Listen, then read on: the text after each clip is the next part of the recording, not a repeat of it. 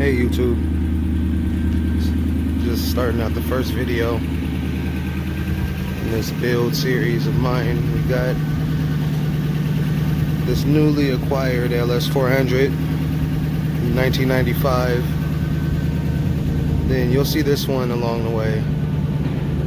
This is my 97, that's my baby right here.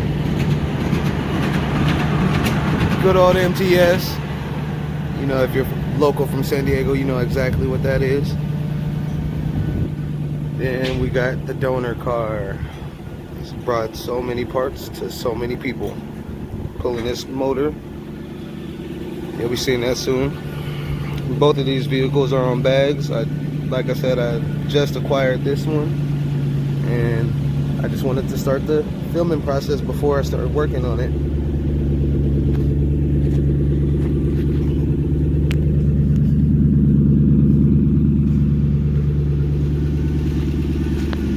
You'll hear about it soon. Alright, so we got the first step complete. Washing this dirty bitch off. So, now it's time to sanding.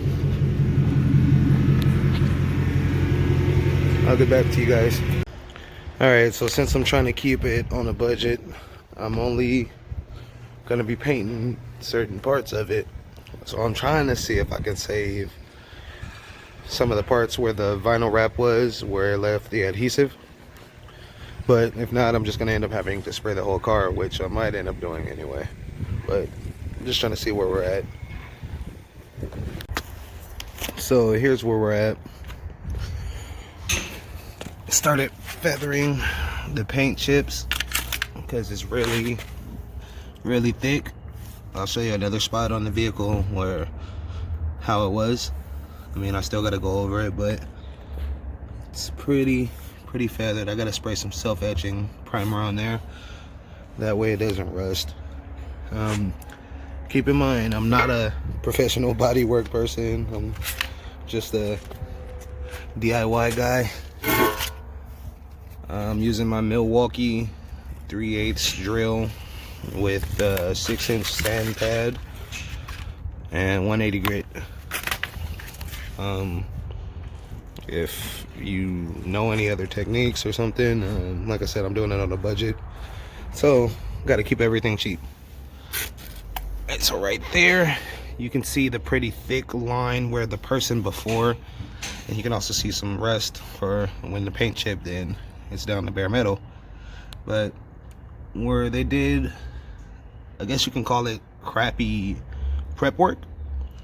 Because if you prep a vehicle, right, there's no reason that a paint should chip off when you're peeling a wrap off. But nonetheless, it's already done. What can you do?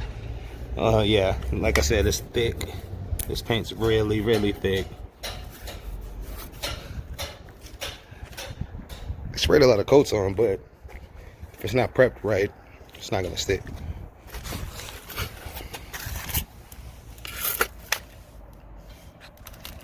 Not too bad. Alright, so due to the interest of time, I switched to a air powered sander. Also due to the interest of time, I won't be recording as much. I'm just going to be showing you guys the steps in between.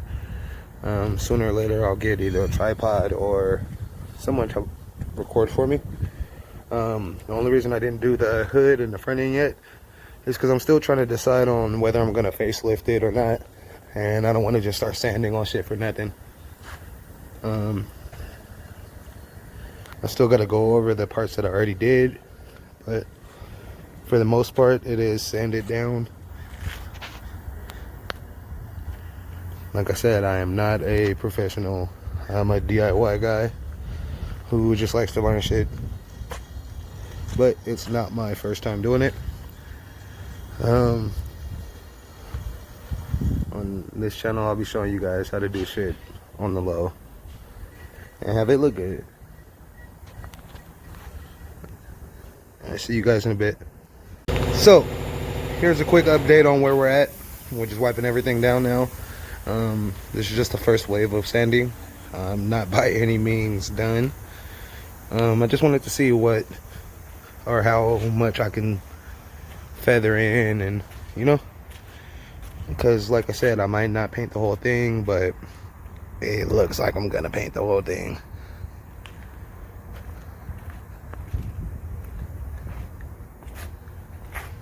But no complaints here.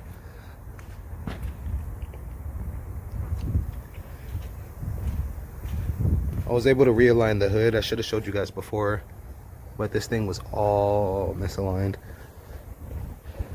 I think that when they rebuilt the motor, they just took the hood off because it's easier to pull it. But when they put it back on, they just threw it on. Lined it up as much as possible. I mean, there's always been a gap right there, but hey, what can you do?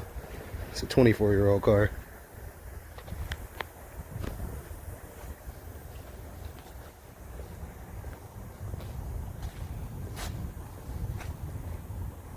If you know these cars, you know a lot of potential that they have. I know them. Well, either we have a bad battery or we have a power draw somewhere. It hasn't really been driven much, so I mean, it's probably just a dead battery. Also, sorry about the videos being so choppy. Like I said earlier, with the interest of time, since it does get dark fast and I'm not trying to run out of sunlight before I do too much, I'm just gonna record a little segment each time and then edit it all together. Hope you guys don't mind, but if you do, oh well, you'll be alright.